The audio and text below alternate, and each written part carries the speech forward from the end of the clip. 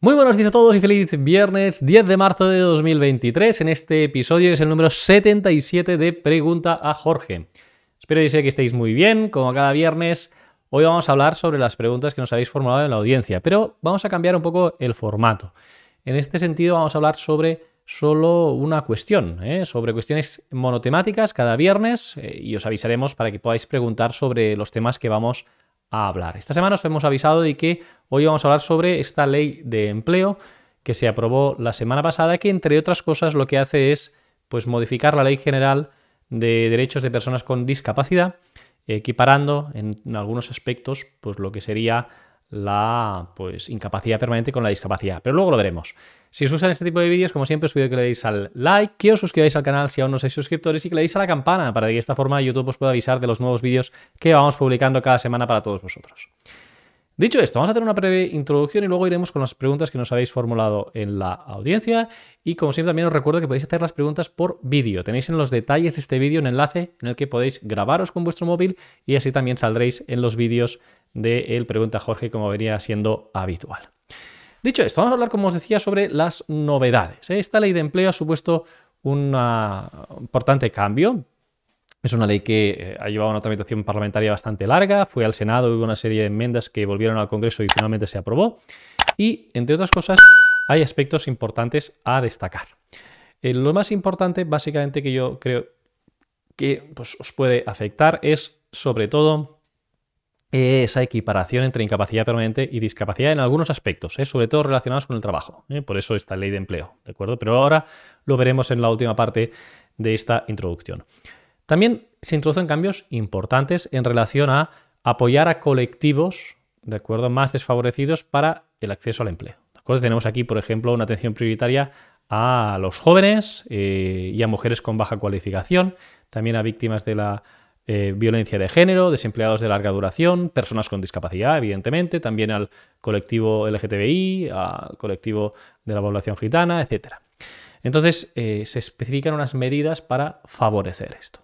También es importante que se creará una nueva agencia española de empleo. Se le llama así Agencia Española de Empleo, que lo que va a venir es a sustituir al SEPE, al Servicio Estatal Público de Empleo. Va a haber esa sustitución, se va a cambiar el nombre y habrá otras funciones distintas. Y entre otras novedades, pues yo creo que aquí se reconoce un poco el fracaso de las medidas públicas de empleo, ¿no?, en cuanto a que el porcentaje de colocación pues, del SEPE, ¿no?, del antiguo INEM, pues es muy pequeño y pues, se va a intentar cambiar esto, con la participación público-privada también, y pues, se creará como un perfil individualizado de cada demandante de empleo para intentar dar una formación adecuada para poder acceder a un empleo. Y, entre otras cosas, también se ha mejorado la embargabilidad del salario mínimo interprofesional. Muchas veces cuando cobrábamos una paga extra, pues embargaban más parte del salario, o cuando cobrábamos una cantidad que correspondía a otro ejercicio, también se podía embargar esa cantidad, y lo que se ha hecho es fijar unos límites también para cómo se pueden embargar el salario mínimo interprofesional cuando hay pagas extras o cuando se cobran cantidades que eran correspondientes a otros ejercicios. ¿De acuerdo? Dicho esto, lo más importante y lo que os queríamos destacar, en razón de nuestra actividad también y por la defensa que tenemos de todo el colectivo de personas con incapacidad permanente, es que esta ley de empleo lo que ha supuesto es, pues entre otras cosas, la equiparación de la discapacidad y de la incapacidad permanente a los efectos del empleo. ¿Qué quiere decir esto? Básicamente lo que quiere decir es que todas aquellas personas que tengan una incapacidad permanente total, absoluta o una gran invalidez tendrán, entre otras cosas, el beneficio de poder acceder a un trabajo protegido y especial, ¿de acuerdo? Se aprobó una ley, la Ley General de Personas con Discapacidad en 2013, y en 2018 hubo unas sentencias del Supremo, en concreto 3 en noviembre, que modificaron y no daban la equiparación entre incapacidad permanente y discapacidad a los efectos del trabajo. Es decir, hay centros especiales de empleo en los que solo se podía acceder con un grado de discapacidad del 33% más. Esto desde la sentencia de noviembre de 2018. Pues bien, esta ley lo que hace es equiparar, y todo el millón prácticamente de pensionistas de incapacidad permanente pues van a concurrir en competencia para poder tener estos beneficios. También las personas con incapacidad permanente van a contar con el cupo de empresas, ¿no? Ya sabéis que las empresas de más de 50 trabajadores tienen que tener un 2% de trabajadores con discapacidad. Pues también valdrá la incapacidad permanente, se los considera de esta forma. También en el cupo para acceder a plazas públicas de empleo. Es decir, ya sabéis que en todas las ofertas públicas de empleo debe existir una reserva de puestos de trabajo para personas con discapacidad. Pues bien, si yo tengo la incapacidad permanente, también tendré derecho a ese cupo. ¿De acuerdo? Esencialmente esto es un cambio sustancial e importante. El colectivo de discapacidad pura, ¿no? Las personas que tenían un grado de discapacidad pura piensan que esto les es perjudicial porque entran en concurrencia más personas y las personas de la incapacidad permanente pues es un beneficio, ¿no? En ese sentido. Entonces, bueno, ha habido muchas críticas porque también se dice que esto ha sido pues una solicitud muy grande por parte de la ONCE y de otros centros especiales de empleo que tenían dificultades y con esto pues tienen un abanico mucho mayor de personas que pues, tienen una incapacidad permanente y no un grado de discapacidad reconocido y por lo tanto es una medida que ha sido un poco controvertida. Pero en general, evidentemente lo que es obvio es que aquellas personas que tengáis una incapacidad permanente, total, absoluta o gran invalidez, os supone una mejora pues, relevante en este caso. Bien, vamos ahora con las preguntas que nos habéis formulado a la audiencia en esta semana por estas cuestiones y en este caso empezamos con la primera pregunta de Francisco Javier, pero antes dejadme por favor comentaros el vídeo de la cuña de Patty que nos habla sobre Capmany Premium. Dentro vídeo. Si te ha parecido interesante esta charla de Jorge, debes saber que haciéndote suscriptor Premium podrás acceder a directos mucho más completos cada semana de 45 minutos de duración y donde además podrás participar. De hecho, incluso los temas de estos directos colaborativos son elegidos por los propios suscriptores Premium.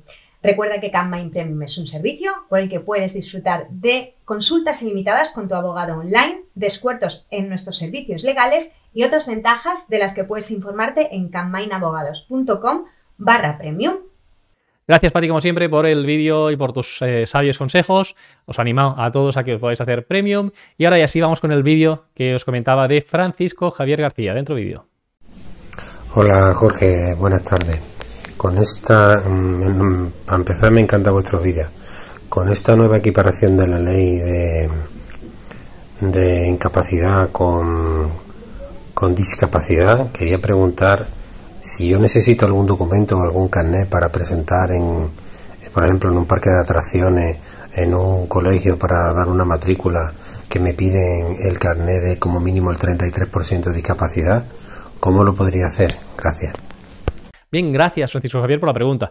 Las dos cosas que nos dices, pues efectivamente están fuera de la equiparación. Es decir, una incapacidad permanente no te da los beneficios de una discapacidad a los efectos de educación. ¿De acuerdo? Está específicamente en esa ley que os decía, general, de personas con discapacidad, de derechos de personas con discapacidad, lo que es la educación está excluido. Es decir, no se equipara una incapacidad permanente con una discapacidad. Es decir, para tener los beneficios relativos a educación, esa gratuidad, ese acceso a becas, etcétera, tendríamos que tener un grado de discapacidad, no la incapacidad permanente.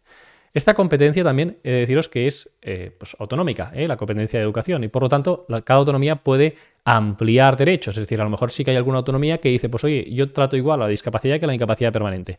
Pero de forma genérica, esa Ley General de Derechos de Personas con Discapacidad no especifica que personas con incapacidad permanente puedan acceder. Respecto al tema del parque de atracciones, pasa un poco lo mismo. Es decir, si el parque de atracciones, aunque sea público, decide que es solo para personas con grado de discapacidad, pues aquí no se asimilaría a la incapacidad permanente. No hay una asimilación, no hay ningún artículo de la ley que pueda decir, no, es lo mismo, ¿no? Pues en ese sentido, también en cuanto al ocio, pues estaría vetado y no habría la posibilidad de acceder.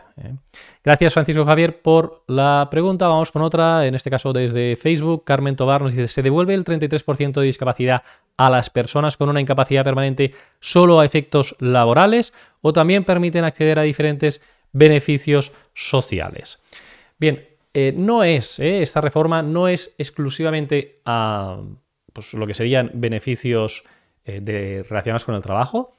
También hay algunos otros beneficios, pero no muchos. Son muy pocos los beneficios que se han ampliado, especialmente son los del trabajo.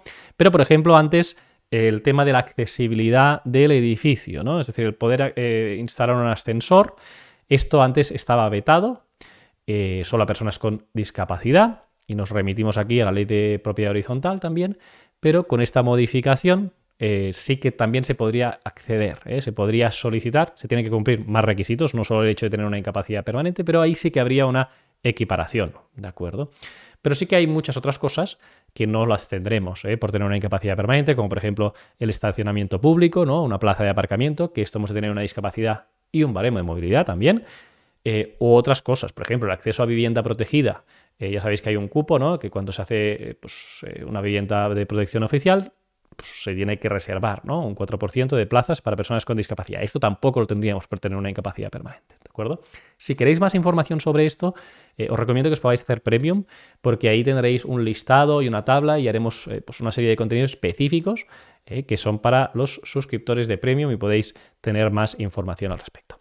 Gracias, Carmen. Vamos con otra de YouTube. Ana Fernández nos dice: tengo un 33% de reconocido de discapacidad. ¿Puedo hacer reducción de jornada? Bien, gracias por la pregunta. La ley no especifica que aquellas personas que tengáis discapacidad podéis solicitar una reducción de jornada. Tendríais que mirar en el convenio colectivo porque a lo mejor sí que tienes esa mejora, pero lo normal es que la ley no diga que hay esa reducción de jornada en nuestro Estatuto de los Trabajadores y por lo tanto no tendrías derecho a reducción de jornada. ¿De acuerdo?